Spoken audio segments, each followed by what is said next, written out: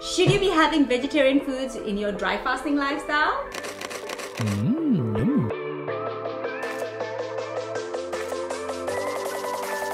Well, if you're dry fasting regularly 12 to 16 hours and you're eating maybe once a week, you're doing a 24-hour dry fast, being vegetarian is actually more of a strong recommendation before your dry fast and just the day after your dry fast. The rest of the time, that's a big depends. It really depends. The reason I say going into your dry fast you should be vegetarian is because you want your body to be light going in. You don't want your stomach to still be digesting food from 2 days ago when you are dry fasting. So you want to be clean going in, and meats can be quite heavy, fish can be heavy for you to go in with all that stuff in your gut, kind of just trying to, you know, assimilate and digest all the proteins that could take some time. And it's the same when you leave a dry fast as well, a 24-hour dry fast. The next day, you want to break it and have light foods going in because your body's just coming out of a slumber. Your gut's just like, oh, I've been having a break. Not even water has been coming inside me. So you know that you want to have a really easy transition in and out of a dry fast that is a bit longer. As for the rest of the time, well, the kind of foods you should eat is really up to you. I prefer vegetarian foods because that's my genetic makeup, that's my preference over time. That's how when I eat it, I feel light, I feel energetic, I feel energized, I feel awake, and I feel like I want to do things. I don't feel kind of bogged down. But for some people, it could be a completely different story, right? I'm from South Asia. Ancestrally, I have been eating loads of vegetables. So my people have been eating loads of vegetables for thousands of years. So it makes more sense for me. Even though I used to eat beef, I used to eat meat, I just felt it tasted good to me. But now I care about how it feels in my body. So I go for different kinds of food. However, if you are a Maasai tribesman from Africa where you just eat raw meat and drink blood, that is a completely different genetic makeup we're talking about.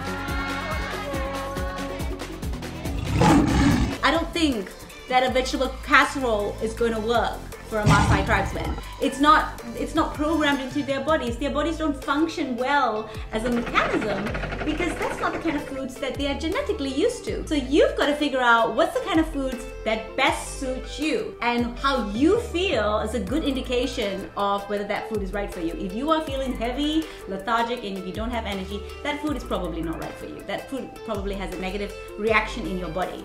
If you feel good and energized, then that's the right kind of food for you. So now that we've discussed yes or no, what is the kind of food you should be having? Well, have real foods. This one is across the board, guys. Don't eat food that is full of chemicals or additives because it's not real food. And when you eat them, your body gets confused. If you take some aspartame, for instance, or some weird fake sugar thing that is made out of chemicals, your body's like, I'm not sure if I should spike my blood sugar. What is this? Is this a sugar? Is this not a sugar? And then the body still craves sugar even though you haven't had any sugar. So it's a confusing thing to put into your body and mix everything up, and then just makes everything go haywire. So you don't want to put fake chemicals into your body. Another thing you should be wary of is don't put preservatives. Don't put preservatives in your body. And you know what? It's really, really sneaky. It's very insidious how preservatives can get into your food. Just go to your fridge right now. It's not just in Chinese takeaway, guys. It's not just about the MSG. There is so many fake things that are behind a label of something that you're eating, right? If you check a can or a jar of jam or anything that you have in your fridge, you'll see things like E numbers, right? E numbers are bad. They are fake stuff that is being put into your food, chemicals that you can't even pronounce, and so they just put it as an E number. But that's registering that this thing could be harmful to you. So, E numbers, don't buy it.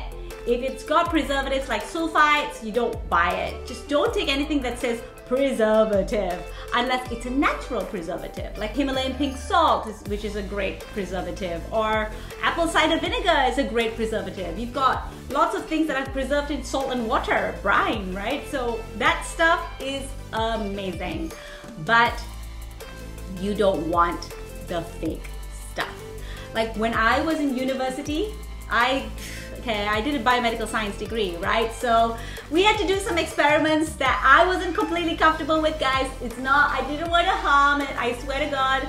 But there was this frog that we took. It was a beautiful breathing wee frog, tiny little guy. We gassed him. We gassed him with chloroform. He passed out. We put in embalming fluid and he started breathing, and then he stopped breathing, and then he was dead, except he looked like he was alive because the embalming fluid preserved him perfectly. So he looks like a living frog, but he's actually dead. He's a corpse.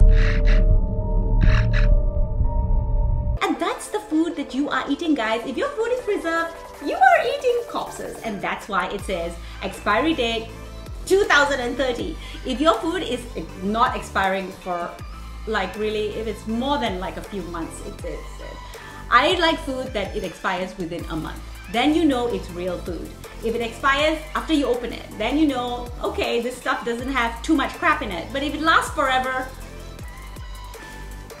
don't get it. It's not real food. It is poison.